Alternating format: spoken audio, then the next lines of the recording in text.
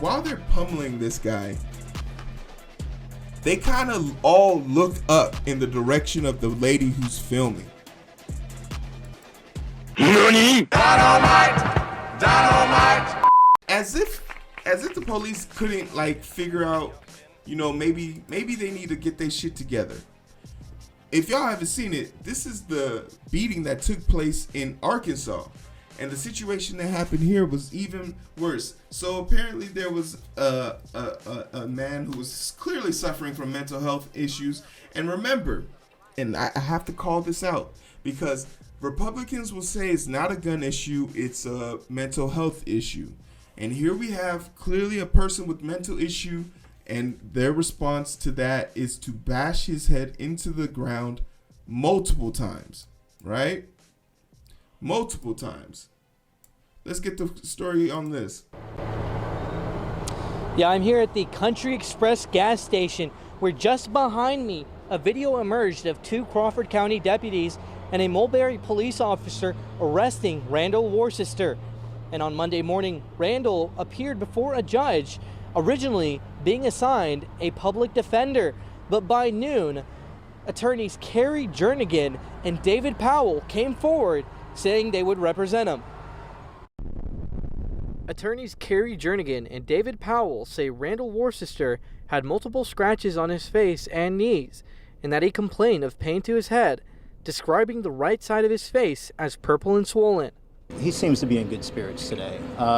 Obviously, he's still sore. I believe he's maybe more sore today than he was yesterday, but he indicates that he has faith in the process. The attorneys saw video of the incident, saying they were horrified this occurred in their backyard, but glad someone was there to capture the incident. I'm obviously glad for my client that someone did pull out their camera phone, was able to capture this.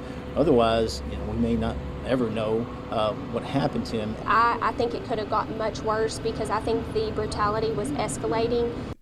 The situation here is, whether it's pending or not, the crazy part about this whole situation is the lawyer who actually had no relation with Randal, which is going to be this lady in the picture. She has no relation with him, but she has already helped 2 other people, right? 2 other people, this lady, this attorney, and she has a following of like 3 million on IG or something like that. She's already represented 2 other people who claimed that the same officer in the video was the ones that abused them in the same exact way. And then upon further checking, we find out that yes, in fact, he does have a history of this particular type of beating where he will take the subject's head and bash it into the ground several times. And the thing that's mind-boggling about this is he left one police department and got hired at another. So my question immediately is, whatever happened to a database to track these people? Like, there's no way if I was doing surgery and I dropped someone's kidney on the ground, I would be allowed to do nephrologist. I wouldn't be allowed to do any more kidney transplants. Like, that'd be game over for me, right? But the fact that, like, the people who we give permission to kill people in the line of duty and then ask questions later, they have the ability to do what they just did to that man, as you saw in that video. Unfortunately for Wallace's case, nobody was there with the cell phone video. Powell said, had that been the case, you guys would probably have been down here interviewing him immediately. And this is in the aftermath of what's going on. There is a Brady list, but it's only something that can be maintained on a federal level, and there's no state forced mandates on it, right? How do you force each state, each department, each sheriff department to go in and actually do that? Also, what makes you believe that these police departments don't want those shady ass people? Ultimately, it's been a shit show in America, and as it pertains to police accountability. And I think, especially after what happened with the George Floyd situation, everybody has to know.